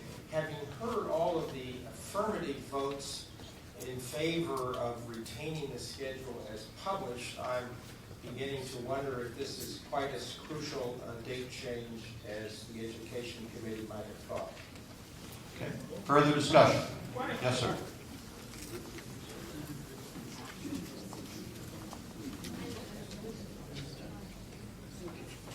I'm Tim Oberweger, District 5, and I wanted to offer that although many of you do not have children in the public schools, part of the RTM's duties is to address concerns relating to funding of public schools, and those parents like myself who won't be in town that week because the schools are out of session, or many of us won't be in town, won't be available for that meeting. And I really don't think it's appropriate to say that it's not something that we should concern ourselves with. So that being said, I think voting on it in favor of the motion is well in order. Thank you. Further discussion on the motion to amend item 7. All right, I am prepared to call for a voice vote. If we need to have a recorded vote as a result, we will proceed to do that. So in the first instance, I will call for a voice vote. If you are in favor, this is not a vote on item 7 on the merits. It is a proposed change of the April 16, 2014 date to April 7. If you are in favor of that, you will vote yes when I call for the vote. If you are opposed and want to leave it as in the call, you should vote no. All those in favor of the Education Committee motion to amend item 7, please signify by saying aye. Aye. Opposed? No. That motion is carried. All right. Further discussion on item 7 as amended. Will the district chairs please mark your voting cards? Item number 7 as amended, and proceed to poll your delegation. Item number 9 now comes before us. Peter Tessie, our first selectman. Good evening, Mr. Moderator, ladies and gentlemen of the RTM. Resolved that the following named person nominated by the Board of Selectmen be appointed a member of the Harbor Management Commission for a term expiring March 31st, 2018. Frank Mazza. Thank you. Will a member please move the adoption of the resolution? The resolution on item 9 has been moved and seconded. Candace Garthwaite with the report of our Appointments Committee. The Appointments Committee met on January 14th, and we voted on the nomination of Frank Mazza for member of Harbor Management Commission. The vote was 12-0-0. Mr. Mazza has over 50 years of service in the town of Greenwich, including selectman, member of the BET, and the RTM, and numerous committees. Mr. Mazza has a deep historical knowledge of local government that will serve the commission well. He brings intimate knowledge of the local waters and is committed to creating a plan that is clear and workable. Thank you. Karen Sadekon with the report of our Parks and Recreation Committee. Good evening again. We interviewed Frank Mazza last Tuesday. The vote was 10-1-0 with District 2 absent. He's another excellent candidate, a past selectman, served on the Budget Committee of the BET, 55 years of involvement in Greenwich, has 70 years of experience on Greenwich waters. When a selectman for 9 years, he worked on waterfront issues, has looked at other town harbor management plans. He thinks it will take 2.5 years to complete the Greenwich plan. When asked about issues of pollution at Byron Beach, he commented that issues could not be solved overnight. The runoff from rainwater contaminated from roads and soil causes the problems there. He said DPW is working on these issues. Our District 4 delegate wanted to know what could be done in the interim to resolve the problem.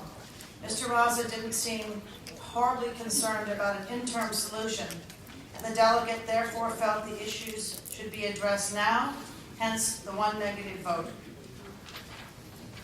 Thank you. Discussion on item 9. Will the district chairs please mark your voting cards? Item number 9 and proceed to poll your delegation. Item 14 now comes before us.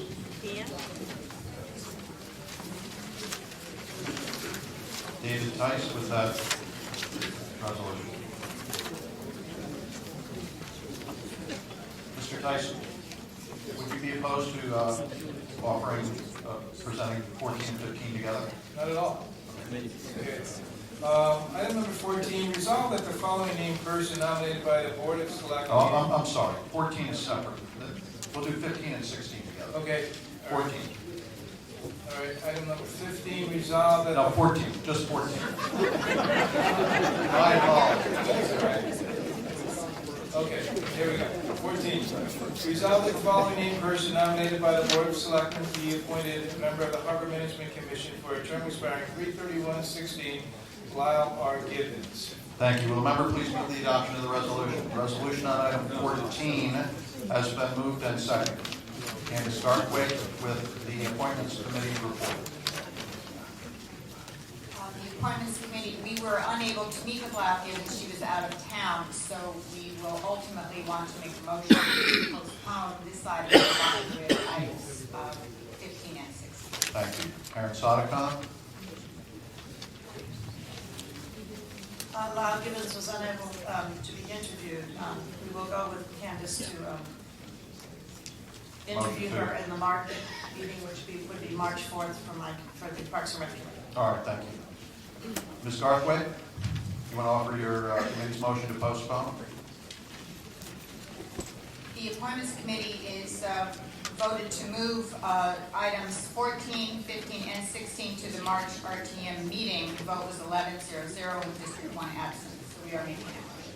All right, so currently item 14 is the only item before us. This is a motion to postpone item 14 to our March meeting. We can adopt motions upon unanimous consent. Is there any objection to the motion to postpone item 14 to our March meeting? Hearing none, that motion is adopted upon unanimous consent. May we have items, we can take up 15 and 16 together? Or separately, whatever you prefer. I think they're the same issue. Drew Marzullo, our selectman. Items 15 and 16, resolve that the following named persons, we'll say. Actually, different dates. So we'll do 15 first. Resolve that the following named person nominated by the Board of Selectmen be appointed an alternate member of the Harbor Management Commission for a term expiring 3/31/17, Bernard Armstrong. Thank you. Will the member please move the adoption of that resolution? Item 15 has been moved and seconded. Mr. Marzullo. Number 16, resolve that the following named person nominated by the Board of Selectmen be appointed an alternate member of the Harbor Management Commission for a term expiring 3/31/16, Gary Silverberg. All right. Will the member please move the adoption of that resolution? Resolution on item 16 has been moved and seconded, and 15 and 16 are now currently before us. Candace Garthwaite. Again, we are making a motion to postpone items 15 and 16 to the March RTM meeting. Thank you. And Karen Sadekon, same thing? Yes. All right. So you have Would you kindly make that motion now formally for us? Yes, the appointments committee is moving to postpone items 14, 15, and 16 to the RTM March meeting. All right, so this motion to postpone applies to items 15 and 16, which are now before us. This is to postpone them to our March meeting. Once again, we can adopt this procedural motion upon unanimous consent. Is there any objection to postponing items 15 and 16 to our March meeting? Hearing none and absent objection, the motions to postpone items 15 and 16 are adopted upon unanimous consent. That brings us to the end of our business. We do have some pending votes, so we will wait the adjournment of the meeting until we have those final vote tallies.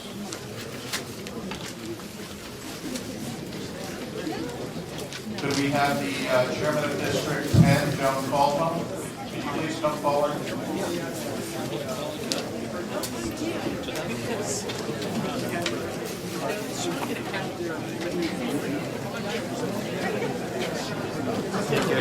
Take it easy. Hey, okay, how you doing? I made some extra wood. All right, great. You should do that too. I don't know if my parents are very good or not.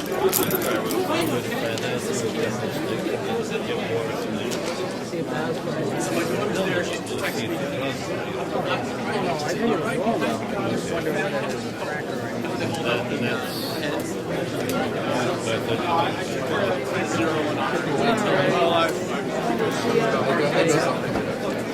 That was my intent. These are I'm up early. I like to choose each Portuguese restaurant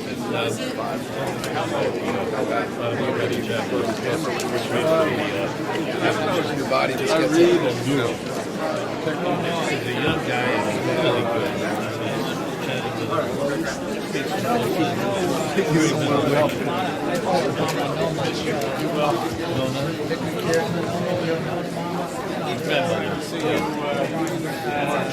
now they used to be. I like that too. Yeah, there is. The guy is a very good guy there.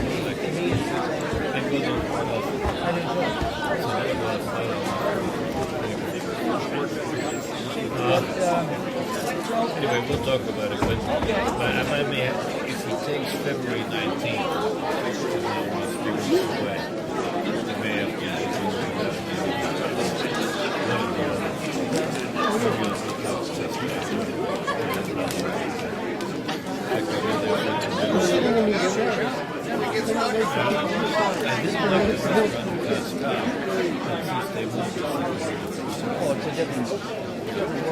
I think it's the son of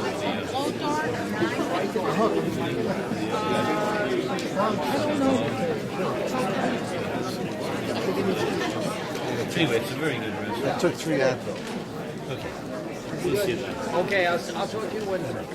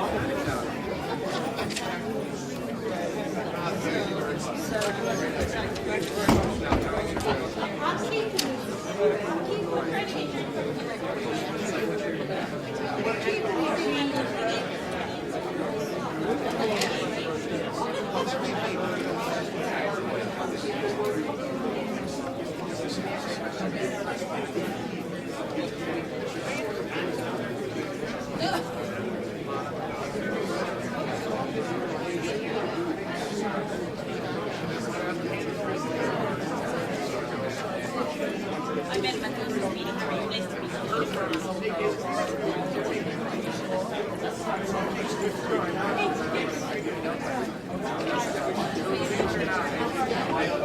We have the results of the pending votes. Item 7, which is the RTM calendar. Those in favor, 145, opposed 4, abstaining 5. That item is carried. Item 9, the appointment of Frank Mazza to the Harbor Management. Those in favor, 147, opposed 1, abstaining 1. That item is carried.